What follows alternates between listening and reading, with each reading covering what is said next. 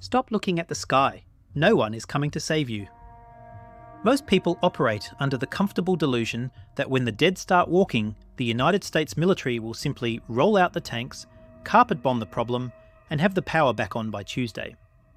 It is a comforting lie. The reality is that a modern military is a precision instrument designed to fight other precision instruments, not a tidal wave of biological entropy. We have access to the actual contingency plans, specifically Conplan 8888, and let me tell you, the math does not favour the brave. In this briefing, we are not talking about how to hide. We are analysing exactly how the most powerful war machine in history creates a false sense of security, how it eventually collapses under its own logistical weight, and what happens when the soldiers meant to protect you become the best armed zombies on the planet. I'm Tom, and this is the Survival Curriculum. We analyse worst-case scenarios with military-grade precision, so you don't die wondering what happened. Today, we are dissecting the timeline of military collapse. We are going to walk through the 5 phases of the breakdown, from the initial shock and awe to the final, silent degradation of nuclear assets. Most survival guides tell you to run toward the army. By the end of this session, you will understand why running toward a military base during an outbreak is usually a suicide pact. If you want to survive the silence that follows the gunfire, you need to secure your spot in this briefing right now. Listen closely, because the biggest threat isn't the zombie biting you. It is the panic of the man holding the rifle. Imagine it is day 4. The news anchors stopped broadcasting 20 hours ago. You are huddled in your living room when the floor starts to vibrate. It is a rhythmic, heavy thrumming that rattles the picture frames. You look out the window and see them. An armoured column of Bradley fighting vehicles and Humvees rolling down your suburban main street. Above, the chop of Black Hawk helicopters cuts through the screams of the infected.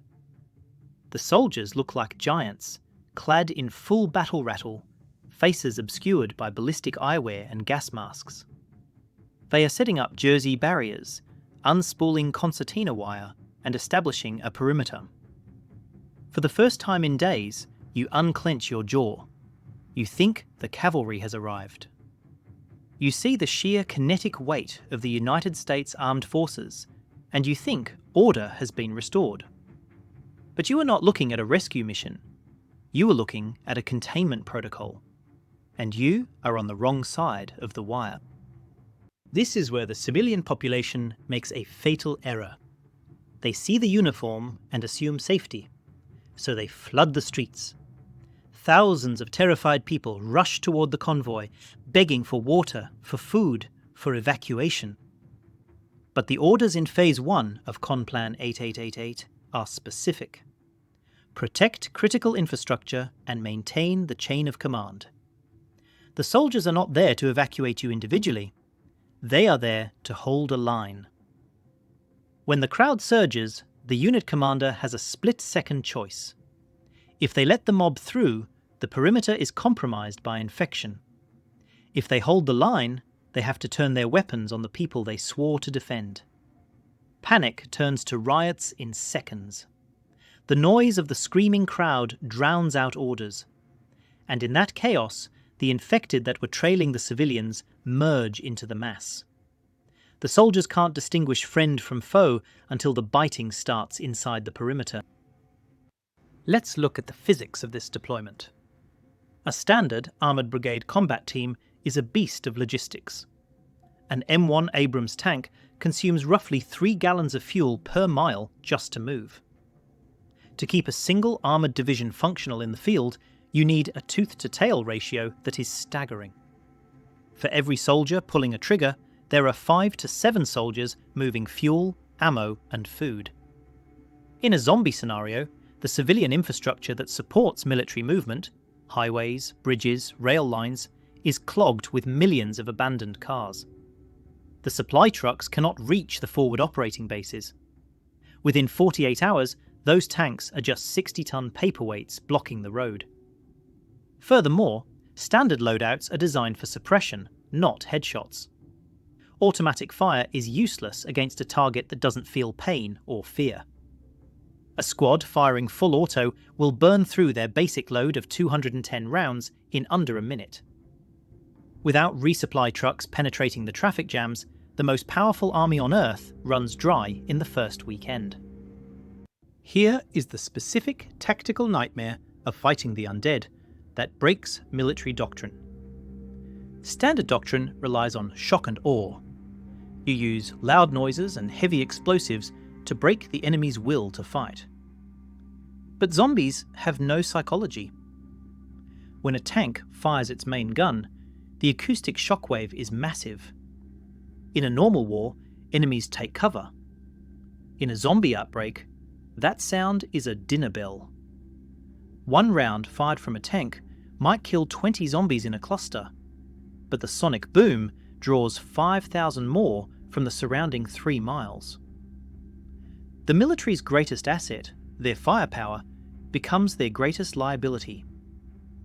Every time they pull the trigger to clear a sector, they are effectively signalling every infected creature in the county to converge on their position.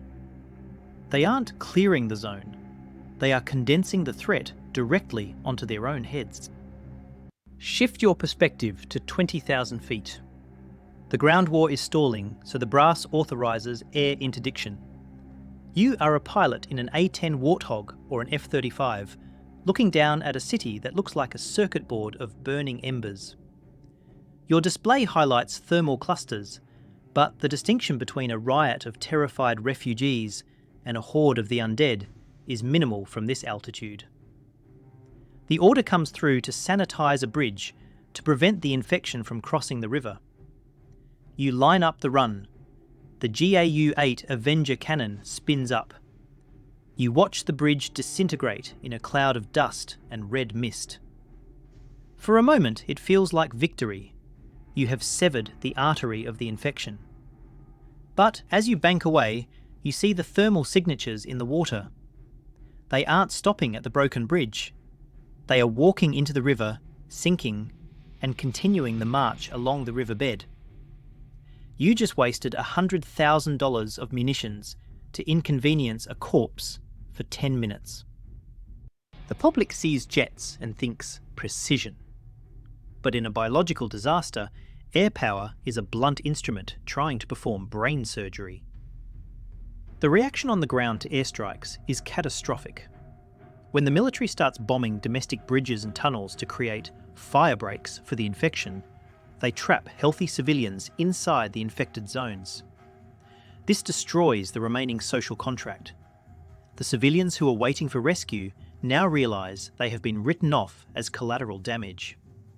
This leads to insurgency.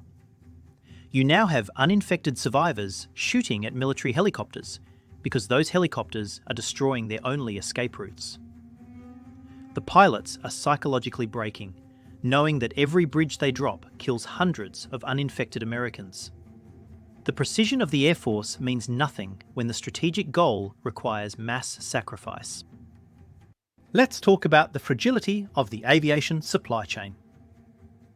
A modern fighter jet is a hangar queen. It requires 30 to 50 maintenance hours for every single hour of flight time. It needs specific hydraulic fluids, liquid oxygen for the pilot, and highly refined JP8 fuel. This fuel isn't just sitting at the local gas station. It has to be piped in from refineries or trucked in by massive convoys. As the ground infrastructure collapses, the air bases become islands.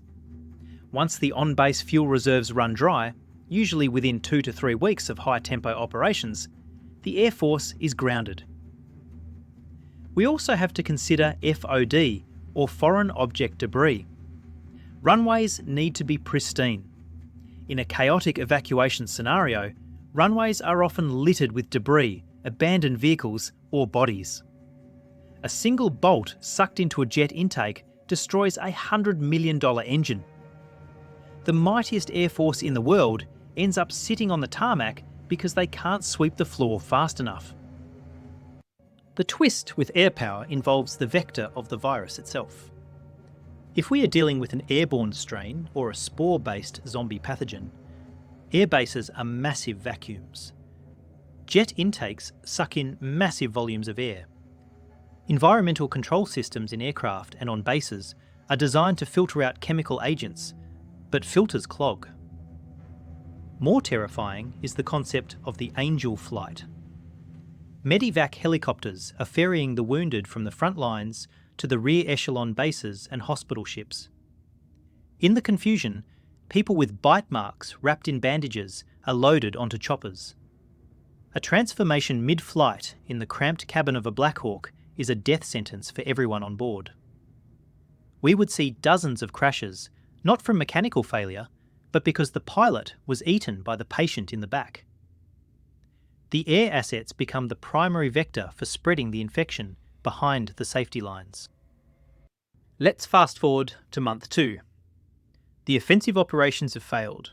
The military has retreated to defensible strongholds. You are a private standing guard on the perimeter wall of a massive forward operating base, maybe Fort Bragg or Joint Base Lewis McChord. The chaos of the streets is gone, replaced by a terrifying, silent siege.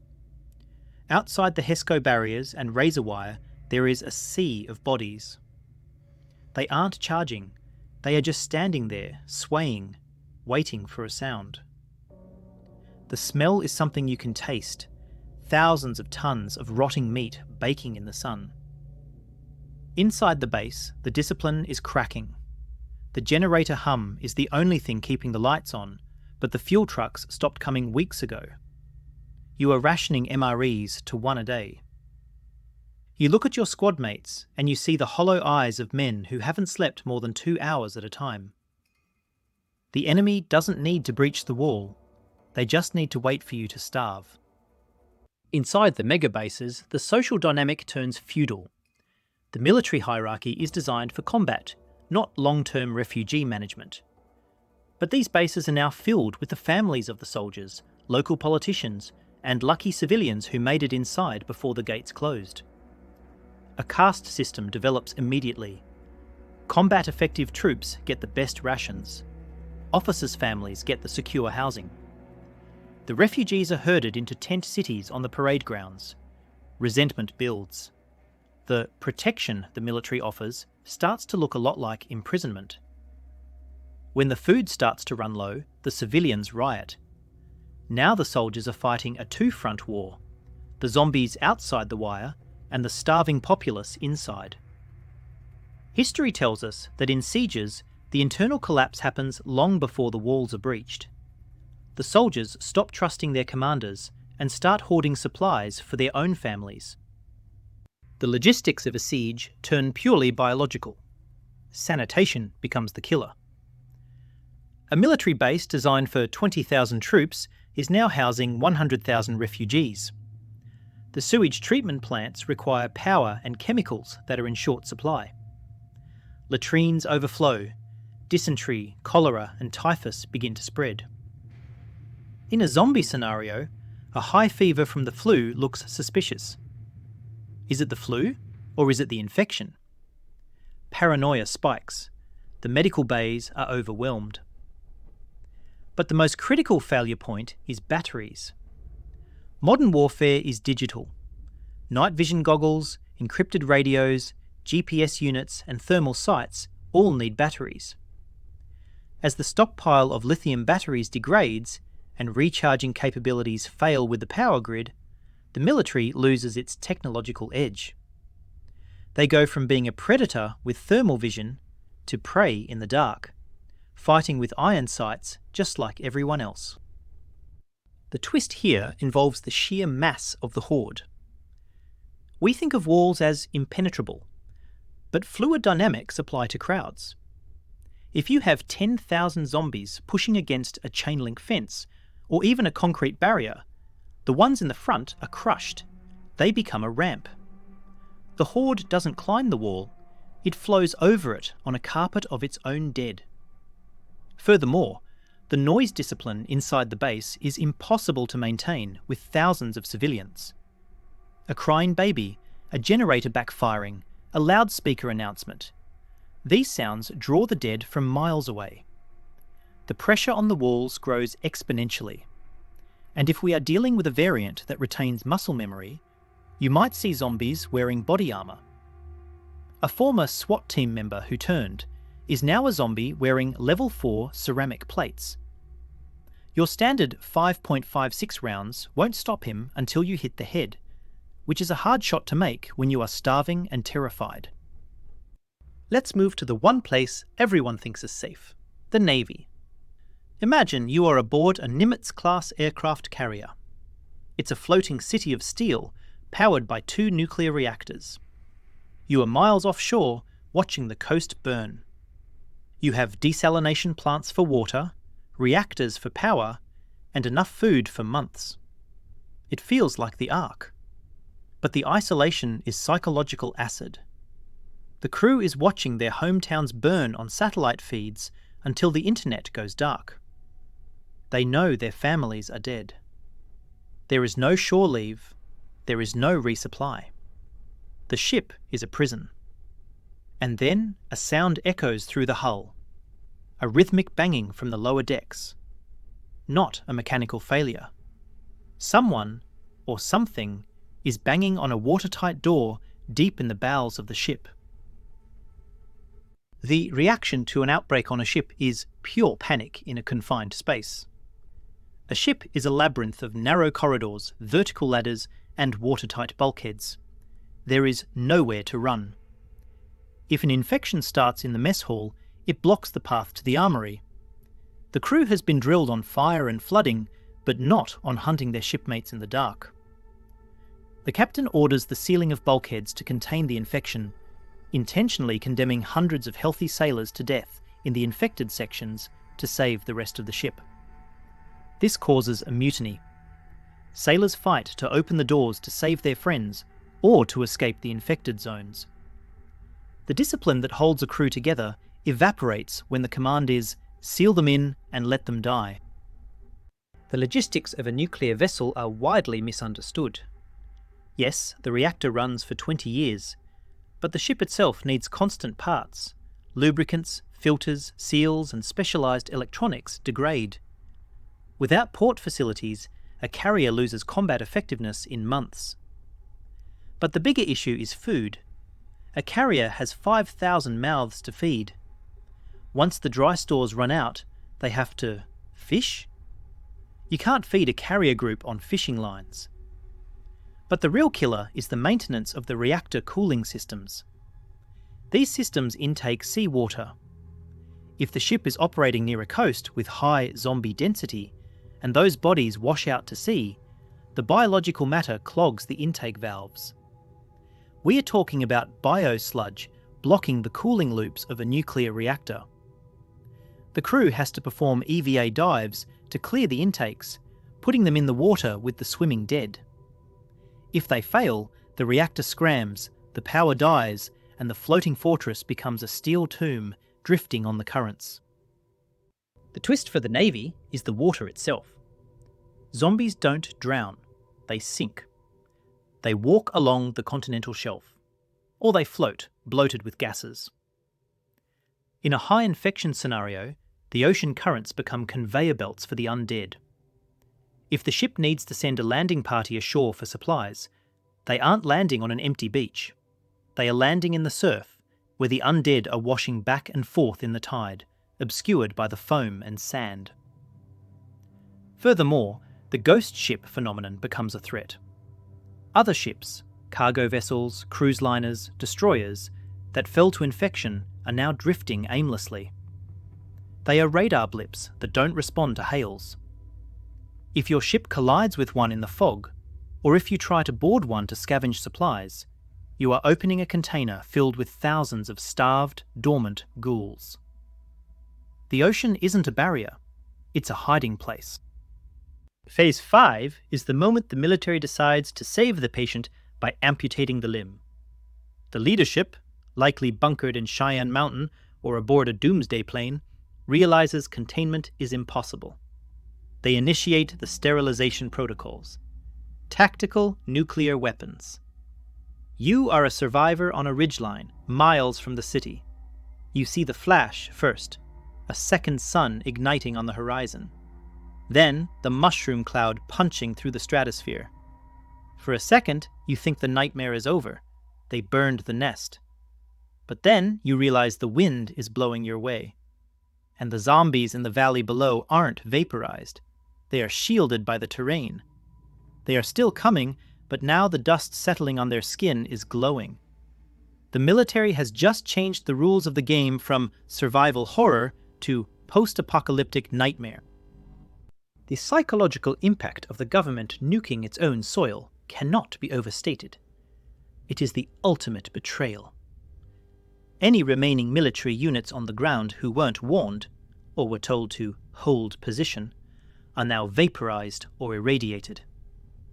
The surviving chain of command instantly shatters. A colonel in the field who just watched his superiors nuke Chicago is not going to follow orders anymore. He goes rogue. The unified military fractures into hundreds of independent Warlord-led battalions. They stop fighting for the flag and start fighting for their own survival. They hoard the remaining clean water and radiation meds. The military is no longer the defender of the Constitution. They are the best armed gang in the wasteland, and they are angry. The logistics of the nuclear option are a nightmare. EMP, electromagnetic pulse, a high-altitude detonation, doesn't just kill zombies, it fries the grid. Modern military vehicles are packed with microchips. The engine control unit, ECU, in a Humvee, the fire control system in a tank, the comms gear, it all risks frying. So the army just nuked the enemy, but they also immobilized their own motorized transport. Now they are walking. And then there is the fallout. Radiation sickness mimics the early symptoms of the zombie infection: nausea, vomiting, weakness, skin lesions. In a unit terrified of bites, a soldier vomiting from radiation poisoning looks like he's turning. Fratricide skyrockets. Soldiers shoot their buddies because they confuse acute radiation syndrome for the infection. The cohesion of the unit dissolves in a paranoia fueled by invisible isotopes. Here is the twist that science fiction rarely addresses properly: radioactive zombies.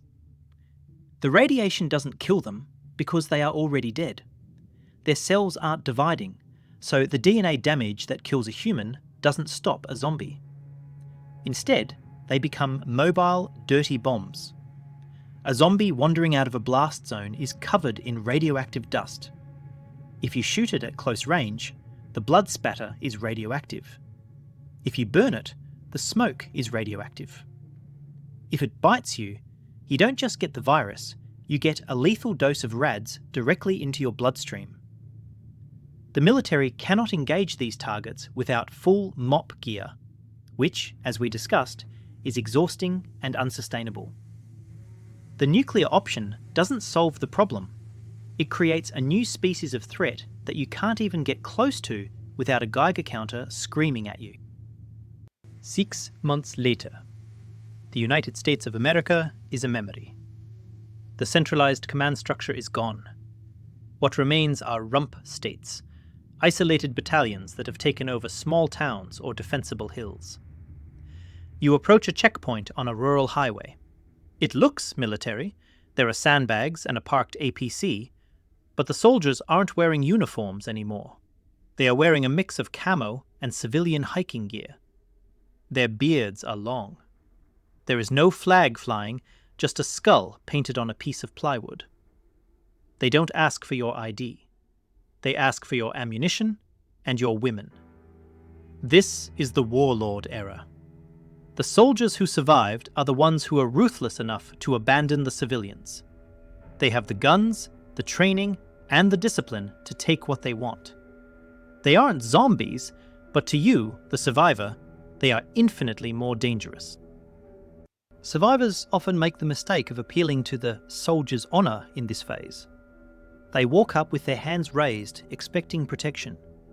They cite the Constitution or the Geneva Convention. But these units have seen the world end. They have killed their own infected comrades. They have watched the government nuke cities. The moral compass is demagnetized. The reaction of the warlords to civilians is purely transactional. You are either an asset, labour, specialised skill, or a liability, mouth to feed. If you are a liability, you are turned away at gunpoint, or worse, used as bait. The military training that was meant to serve the people is now used to subjugate them. They set up overlapping fields of fire not to kill zombies, but to ambush refugee caravans for supplies. Logistically, these Warlord units are running on fumes. The expiration date on modern ammunition, specifically the primers, is long, but not infinite if stored improperly. But the real crisis is the complex weapon systems. The thermal sights are dead.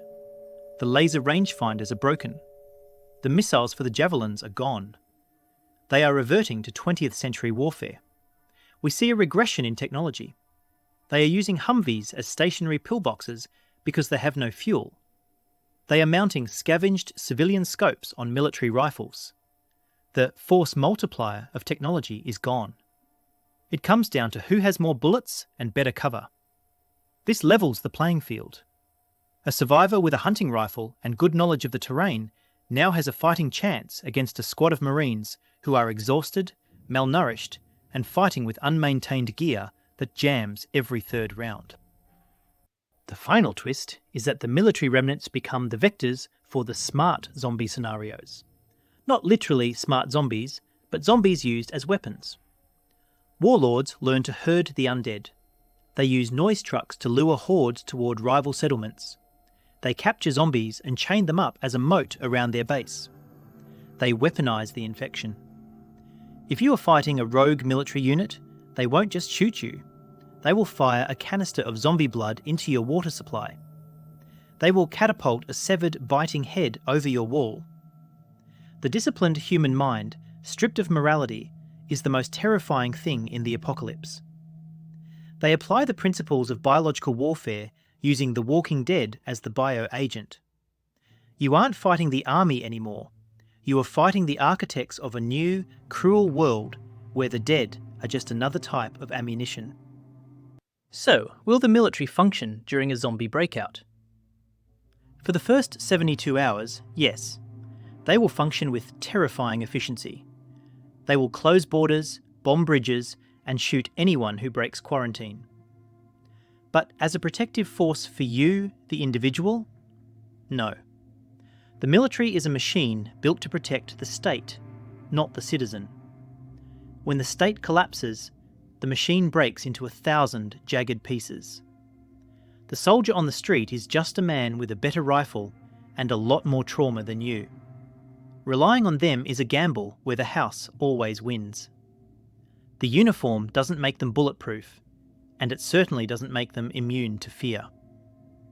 In the end, the tanks will rust, the jets will be grounded, and the bunkers will become tombs. The only army you can rely on is the one you build yourself. Your family, your neighbours, your tribe. But there is one variable we didn't discuss today. The bunkers. The deep earth installations that have their own geothermal power and hydroponic gardens. The places where the command structure is still watching the screens. They are still down there, and eventually they will want to come back up. And when they do, they won't be looking for survivors to rescue. They will be looking for subjects to rule. The collapse of the military isn't the end of the story. It's the prequel to the War for the Ashes.